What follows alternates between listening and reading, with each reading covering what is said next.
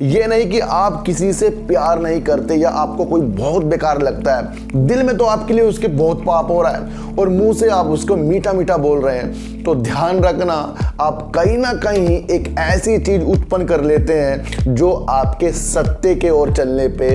एक अंकुश लगा देती है।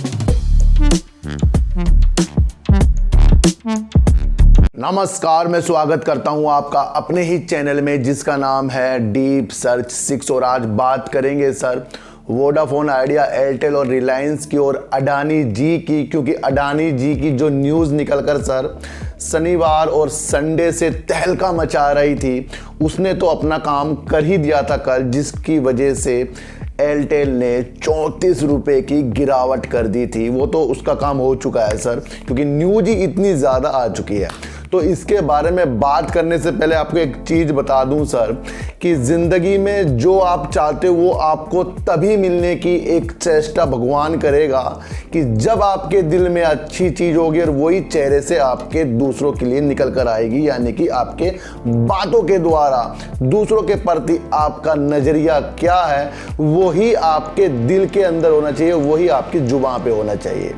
ये नहीं कि आप किसी से प्यार नहीं करते या आपको कोई बहुत बेकार लगता है, दिल में तो आपके लिए उसके बहुत पाप हो रहा है और मुंह से आप उसको मीठा मीठा बोल रहे हैं। तो ध्यान रखना, आप कहीं ना कहीं एक ऐसी चीज उत्पन्न कर लेते हैं जो आपके सत्य के ओर चलने पे एक अंकुश लगा देती है। मैं आपको बता दूं सर, क्योंकि ये इंसान है ना सर, ये जो भी चाहता है, जो भी सोचता है, इसको वो मिल जाता है, लेकिन उसके लिए दिल और जुबान एक ही होनी चाहिए। मेरा कहने का मतलब ये है, अगर आपको किसी से प्यार नहीं है या कोई आपको अच्छा नहीं लगता तो आप अपने दिल में उसके लिए भेदभाव की संभावना बिल्कुल भी ना बनाएं, बल्कि उस इंसान से दूरियां बनाएं और उसको ना देखने की चेष्टा अपने दिल पर लाएं। क्योंकि अगर आप उससे मिलते भी रहेंगे तो आप खुश नहीं हैं, और जब आप खुश नहीं तो आपका दिल खुश नहीं है, और आपका दिल खुश नहीं और आप मुंह से उसके लिए अच्छी अच्छी चीजें बोल रहे हो तो दिल और जमा एक जैसी नहीं होती, तो ये नेगेटिव चीज हो जाती है। तो अगर आपको कोई चीज अच्छी नहीं लगती तो आपको, मेरा मानना है, उससे दूरियां बनानी पड़ेगी, और जो चीज आपको अच्छी लगती है उसके लिए दिल से अच्छा आपको निकालना पड़ेगा। ये ऐसी चीज है, फिर आप इसको बार बार अप्लाई करोगे ना तो आप फिर जो भी सोचोगे, जो भी बोलोगे, वो कहीं ना कहीं सत्य हो जाएगा। इस बात को कहीं आप लिख लेना। इसलिए आज से ही आपको इस मंत्र के साथ अपने को सही करना पड़ेगा, जो दिल पे है वो ही हमारी जुबान पर होना चाहिए सर। ये जो बातें मैं क्यों कहता हूं, क्योंकि ये रिलेटिव जो होती है सर मार्केट से ही होती है, क्योंकि 2 दिन से जब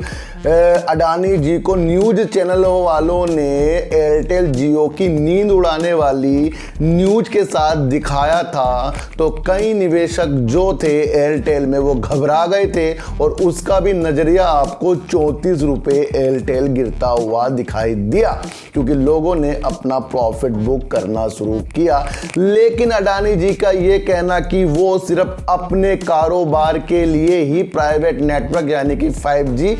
स्पेक्ट्रम नीलामी में बैठना चाह रहे हैं, वो अपने एयरपोर्ट हो गया, बंदरगाह हो गया, डाटा सेंटर हो गया, अपनी सारी कंपनियों में 5G की स्पीड को अच्छा करके बिजनेस को अच्छा करने के लिए उन्होंने ये बात रख दी है, और इसकी वजह से फिर आपको एयरटेल में गिरावट के सिलसिले रुकते हुए नजर आए हैं। और वहीं पर इस न्यूज से कि अडानी जी एंट्री कर रहे हैं तो वहां पर आपको VI हो गया, MTNL हो गया, इनके शेयरों में आपको तेजी देखने के संकेत मिले। और ये तो मैंने आपको सर पहले ही बता दिया था कि अगर अडानी जी टेलीकॉम सेक्टर में उतरेंगे तो वो तो किसी कंपनी को हायर करके ही उतर पाएंगे सर। देखो सर, वो अगर फार्मा के क्षेत्र में उतर रहे हैं तो उन्होंने पहले फार्मा कंपनी को खरीदने की प्लानिंग करी है।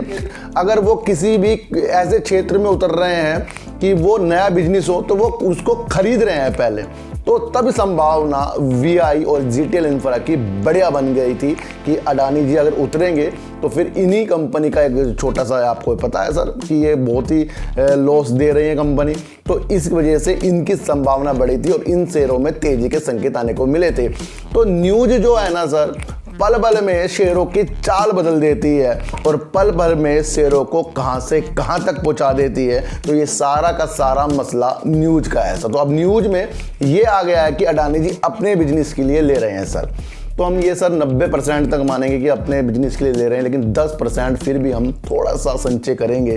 कि स्पेक्ट्रम नीलामी जो उतर रहे हैं अडानी जी, कहीं ना कहीं बाद में कह देंगे भाई मैं तो पूरी तरह उतरूंगा, मुझे तो इसी बिजनेस में अच्छा करना है। तो हो सकता है, क्योंकि सर इसके नहीं सर, वो तो अब 5वें नंबर के भी अमीर आदमी सर अडानी जी हैं, वो कुछ भी कर सकते, पैसा सर उनके पास इतना है। तो मेरी संभावना ये है कि जिस तरीके से अब अडानी जी ने कह दिया है कि वो सिर्फ अपने पर्सनल के लिए स्पेक्ट्रम नीलामी में उतर रहे हैं, तो ये एयरटेल और रिलायंस के लिए एक राहत भरी खबर हो गई है, और इसकी वजह से आज आपको वीआई में भी कुछ भी तेज़ी देखने को नहीं मिली। लेकिन ये नहीं कि वीआई आपको तेज़ी नहीं दिखाया, क्योंकि ये सर अच्छा काम कर रहा है और इसके अंदर 10,000 लोगों ने पोर्ट करवा लिया है, जो अदर कंपनियों के सब्सक्राइबर थे इनके पास वो जुड़ गए हैं नए पोर्ट से। तो ये भी एक पॉजिटिव संकेत आपको देखने को मिल रहा है। तो वोडाफोन आइडिया का जय आइडिया का रिजल्ट के दिन नज़दीक आ रहे हैं, ये आपको उस टाइम तक के थोड़ी बहुत तेज़ी दिखाएगा, लेकिन जहाँ इसका रिजल्ट निगेटिव के तौर पर आया, फिर ये आपको 7 रुपये से नीचे के भी स्तर दिखा सकता है। वो सिर्फ होगा सर रिजल्ट की वजह से। लेकिन मैंने आपको पहले बताया था कि ये रिजल्ट वाला शेयर नहीं है, ये तो सर 5G वाला शेयर है, और उसकी 5G की संभावना इसलिए अच्छी लग रही है क्योंकि आज जो न्यूज़ और खबर निकल कर जो आई है, जिसमें कह दिया गया है कि 4 प्लेयर हैं जो वो उनकी आधिकारिक तौर पर बता दिया गया है कि वोडाफोन आइडिया, एयरटेल, जियो और अडानी जी, इन चारों के चारों ही स्पेक्ट्रम नीलामी में भाग लेने के लिए आवेदन कर चुके हैं। तो ये भी एक पॉजिटिव संकेत है कि इसमें वोडाफोन आइडिया का भी नाम है सर। तो सर ऐसी वीडियो देखने के लिए मेरे चैनल पे आइए जरूर, सब्सक्राइब भले मत कीजिए, लेकिन मेरी बातों को गौर से सुनिए सर। चींटी को आटा दीजिए, गाय को रोटी दीजिए, और अपने बच्चों को ज़्यादा से ज़्यादा प्यार कीजिए, क्योंकि बच्चे ही आपकी मासूमियत से किस्मत पलटेंगे। तो फिर मिलेंगे आपसे नई वीडियो के साथ, जब तक के लिए नमस्कार।